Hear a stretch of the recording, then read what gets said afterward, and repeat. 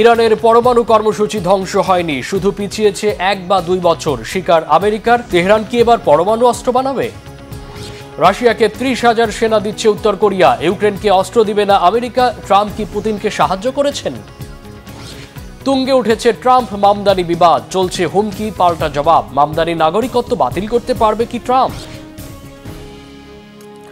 আসসালামু আলাইকুম, দেখছিলেন Bangla vision world news headline. ইরানের উপর আমেরিকার সাম্প্রতিক বোমা হামলার পর তেহরানের পারমাণবিক শক্তি হওয়ার সম্ভাবনা আরও বেড়েছে। বিশ্লেষকদের এমন ধারণা এবার আরও জোরালো হলো। ইরানের পরমাণু কর্মসূচি ধ্বংস হয়নি, বড়জোর 1 থেকে 2 বছরের জন্য পিছিয়ে গেছে। বুধবার পেন্টাগনের এমন দাবির পর প্রশ্ন উঠেছে, ইরানকে কি হারাতে পারবে কোনো পরাশক্তি? কেননা ব্যাপক বিধ্বংসী বাংকার বাস্টার বোমা হামলা চালিয়েও ইরানের পারমাণবিক কর্মসূচি ধ্বংস করতে ব্যর্থ হয়েছে ট্রাম্প প্রশাসন। তাই এবার কি ইরান নিজেকে রক্ষায় পরমাণু অস্ত্র বানিয়েই ছাড়বে? কি বলছেন বিশ্লেষকরা? শহীদ আরাফাতের ডেস্ক রিপোর্ট। যুক্তরাষ্ট্রের এক মন্তব্যের পর ইরানের পারমাণবিক শক্তিধর দেশ হওয়ার সম্ভাবনা আরও বেড়ে গেল, এমনটা মনে করছেন বিশ্লেষকরা। মার্কিন প্রতিরক্ষা দপ্তর পেন্টাগন জানিয়েছে, ইরানের পরমাণু কর্মসূচি ধ্বংস হয়নি, বরং 1 থেকে 2 বছরের জন্য পিছিয়ে যেতে পারে। মার্কিন গোয়েন্দারা অবশ্য আগেই দাবি করেছিল, অক্ষত রয়েছে ইরানের পরমাণু কর্মসূচির মূল উপাদানগুলো।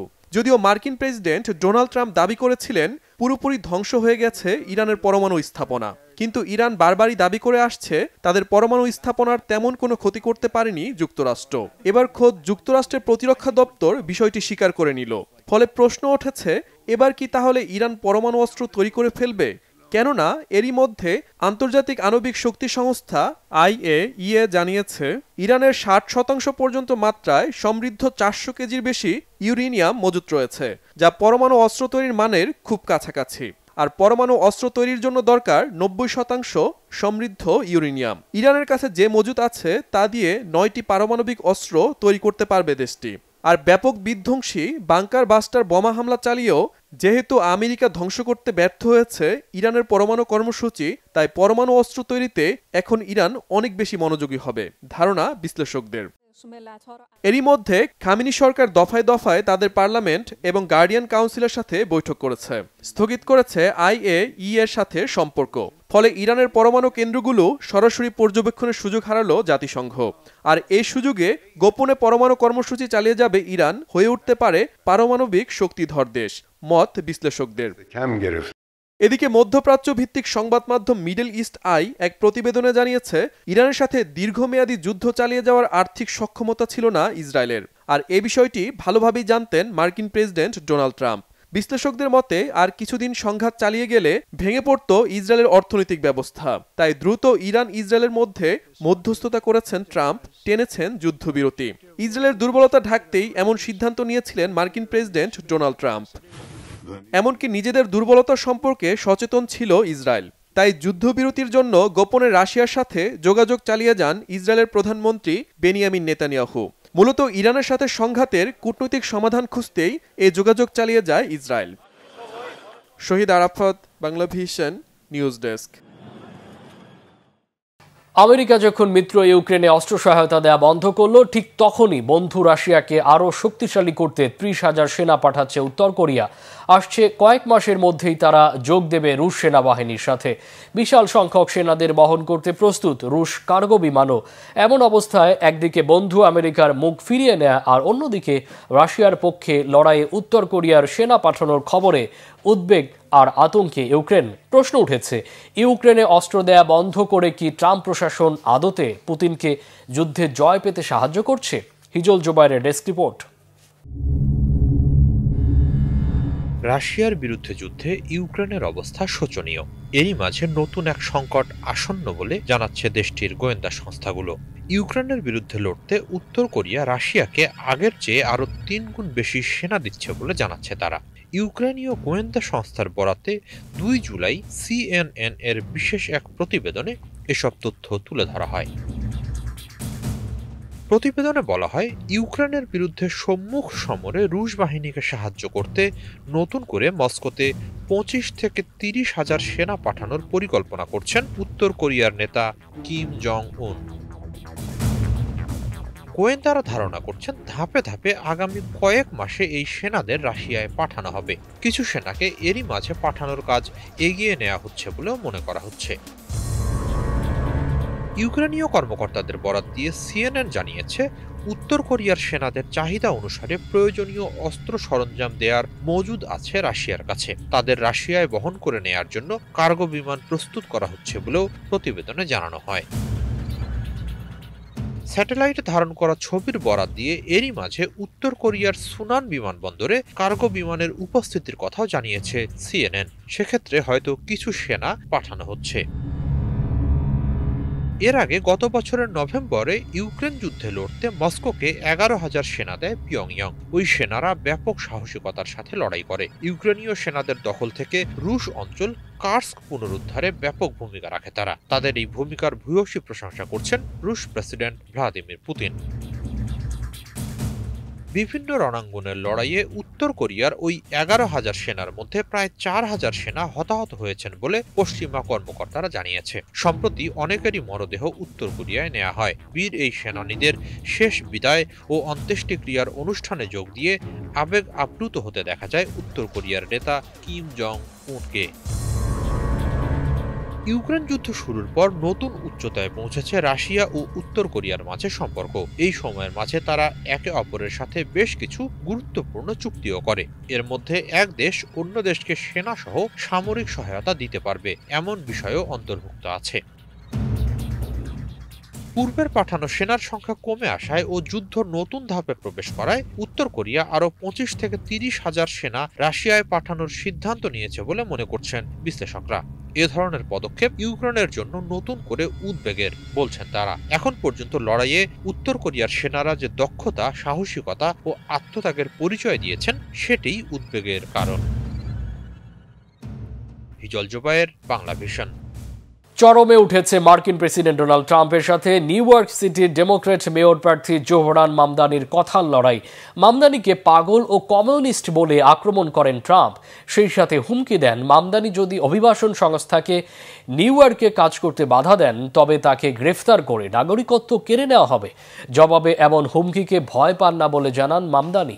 বিশ্লেষকরা বলছেন, যুক্তরাষ্ট্রের নাগরিকত্ব বাতিলের জন্য কঠোর প্রমাণ ও যথাযথ আইনি প্রক্রিয়া প্রয়োজন। তাই ট্রাম্পের এই হুমকি বাস্তবসম্মত নয় বলে বিশ্লেষকরা বলছেন।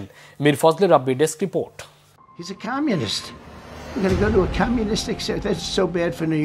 জোহরান মামদানি একজন কমিউনিস্ট। আমি বিশ্বাস করতে পারছি না যে নিউ ইয়র্কে এই কমিউনিস্টের মতো কেউ একদিন নির্বাচিত হবে।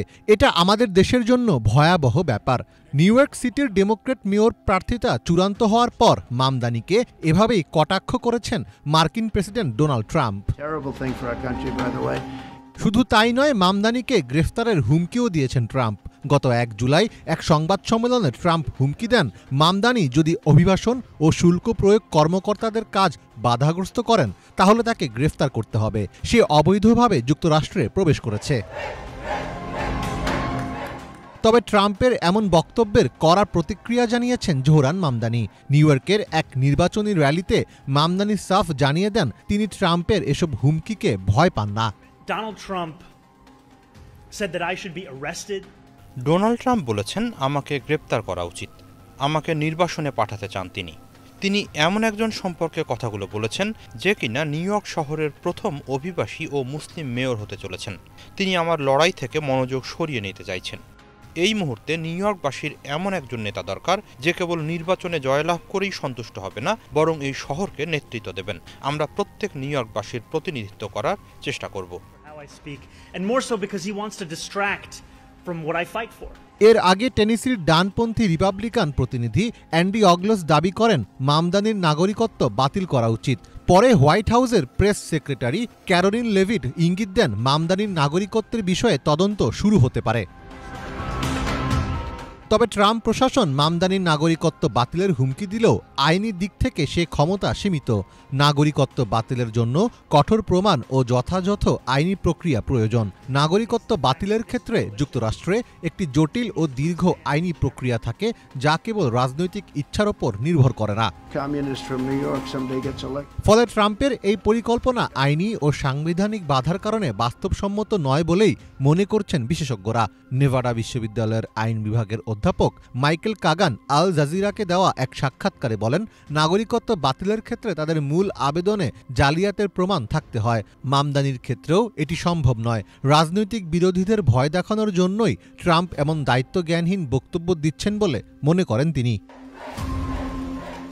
ভারতীয় বংশোদ্ভূত মামদানি ১৯৯৮ সালে ৭ বছর বয়সে আমেরিকায় আসেন। তিনি প্যালেস্টাইন স্টুডেন্টস ফর জাস্টিসের একটি শাখার সহপ্রতিষ্ঠাতা। ২০২৩ সালে গাজায় যুদ্ধবিরতির দাবিতে হোয়াইট হাউসের বাইরে অনশন ধর্মঘটেও যোগ দিয়েছিলেন তিনি। নিউ ইয়র্কে বসবাসরত প্রগতিশীল যুব সমাজের মাঝে তার জনপ্রিয়তা দ্রুত বেড়েছে। অনেকে তাকে আমেরিকান সমাজতন্ত্রের নতুন মুখ বলেও অভিহিত করেছেন। গত কয়েক দশক ধরে বিভিন্ন সময়ে মার্কিন যুক্তরাষ্ট্র নাগরিকত্ব বাতিল করেছে। ১৯২৬ থেকে ১৯৪০-এর দশকের মাঝামাঝি সময়ে প্রতি বছর শত শত মানুষের নাগরিকত্ব বাতিল করা হয়েছিল। সে সময় নাগরিকত্ব বাতিল করা ব্যক্তিদের মধ্যে কমিউনিস্ট এবং নাৎসি সহানুভূতিশীলরাও ছিলেন। ১৯৬৭ সালে মার্কিন সুপ্রিম কোর্ট রায় দেয়, জালিয়াতি বা গুরুতর অপরাধের নির্দিষ্ট মানদণ্ড পূরণ না করলে একজন মার্কিনীকে নাগরিকত্ব থেকে বঞ্চিত করা যাবে না। এরপর ধীরে ধীরে এই প্রবণতা কমতে থাকে। মীর ফজলে রাব্বি, বাংলা ভিশন। ভয়াবহ গরম আর দাবানলে পড়ছে ইউরোপ। একদিকে তুরস্ক ও ফ্রান্সের বনাঞ্চলে ছড়িয়ে পড়েছে দাবানল, অন্যদিকে ফ্রান্স, স্পেন, ইতালি, পর্তুগাল ও জার্মানিতে প্রচণ্ড গরমে বিপর্যস্ত জনজীবন। চলতি সপ্তাহের মাঝামাঝিতে তাপদাহ আরও তীব্র হওয়ার আশঙ্কা করা হচ্ছে। বিস্তারিত ডেস্ক রিপোর্টে। সময়ের আগেই এবার ইউরোপ পড়ে যাচ্ছে তীব্র তাপপ্রবাহে। তুরস্ক ফ্রান্সের বনাঞ্চলে ছড়িয়ে পড়েছে দাবানলের লেলিহান শিখা। আগুনের করাল ক্রাশে নিজ ঘরবাড়ি ছেড়ে তুরস্কে অন্তত ৫০,০০০ মানুষ নিরাপদ আশ্রয়ের খোঁজে পাড়ি জমিয়েছে। এদিকে ইউরোপের পশ্চিম ও মধ্যাঞ্চল জুড়ে তীব্র উত্তাপের কারণে জনজীবন বিপর্যস্ত হয়ে পড়েছে। ফ্রান্স, স্পেন, ইতালি, পর্তুগাল ও জার্মানিতে গরমের দাপটে যেন দমবন্ধ পরিস্থিতি বিরাজ করছে। ফলে এমন অবস্থায় উচ্চ পর্যায়ের সতর্কতা জারি করেছে প্রশাসন। এমনকি নরম শান্ত আবহাওয়ার জন্য পরিচিত নেদারল্যান্ডসও এবার বাদ যায়নি। সেখানে প্রথমবারের মতো সতর্কতা জারি করতে বাধ্য হয়েছে কর্তৃপক্ষ। টানা কয়েকদিনের তাপপ্রবাহের এই আগ্রাসী ধারা চলতি সপ্তাহের মাঝামাঝি আরও ভয়াবহ রূপ নিতে পারে বলে আশঙ্কা করা হচ্ছে। ইউরোপীয় ইউনিয়নের আবহাওয়া বিষয়ক সংস্থা কোপারনিকাস ক্লাইমেট চেঞ্জ সার্ভিস জানিয়েছে, চলতি বছরের জুন মাসে যে তাপপ্রবাহ দেখা গেছে তা একেবারেই অস্বাভাবিক। পশ্চিম ইউরোপের বিস্তীর্ণ অঞ্চলে তাপমাত্রা স্বাভাবিকের চেয়ে ৫ থেকে ১০ ডিগ্রি সেলসিয়াস পর্যন্ত বেশি রেকর্ড করা হয়েছে, যা সাধারণত জুলাই কিংবা আগস্টে দেখা যায়। অথচ এবার আগেভাগেই প্রকৃতি যেন আগুন ছড়াতে শুরু করেছে। এমন তাপপ্রবাহ ছিল জুন মাসে, এক কথায় নজিরবিহীন। এদিকে তুরস্কের পশ্চিমাঞ্চলে দাবানলের দাপটে টেকা অসম্ভব হয়ে পড়ছে। তুরস্কের বন মন্ত্রণালয়ের তথ্য অনুযায়ী প্রচণ্ড দমকা হাওয়ার কারণে আগুন দ্রুত বিস্তার লাভ করছে। ছড়িয়ে পড়া আগুন যেন পাহাড় জঙ্গল গিলে খেতে উদ্গ্রীব হয়ে উঠেছে। বন মন্ত্রণালয় আরও জানিয়েছে, তীব্র ঝড়ো হাওয়া আগুনকে আরও বেশি উস্কে দিচ্ছে। আগুনের ভয়াবহতার কারণে অন্তত ৫টি ভিন্ন এলাকা থেকে হাজারো মানুষকে নিরাপদ স্থানে সরিয়ে নেওয়া হয়েছে। বিশেষজ্ঞরা মনে করছেন, জলবায়ু পরিবর্তনের কারণে এ ধরনের চরম আবহাওয়াজনিত ঘটনা বেড়েই চলেছে। আগুন শুধু বনভূমি নয়, বরং প্রকৃতির ভারসাম্য নষ্ট করে জনজীবনে প্রভাব ফেলতে শুরু করে দিয়েছে।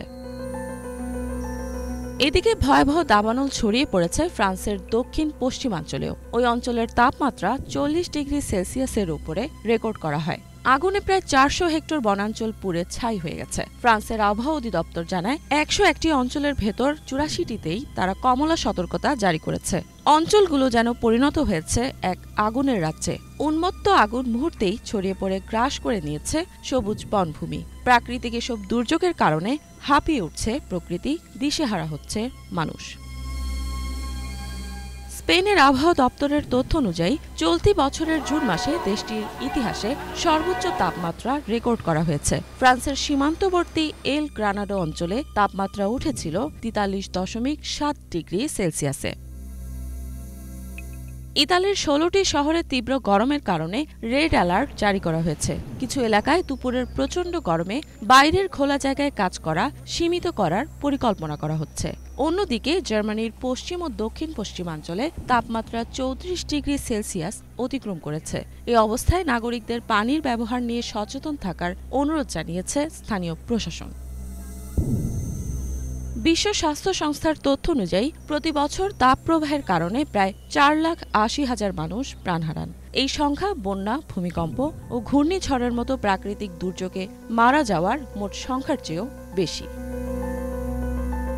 ইফাত জাহান, বাংলাভিশন।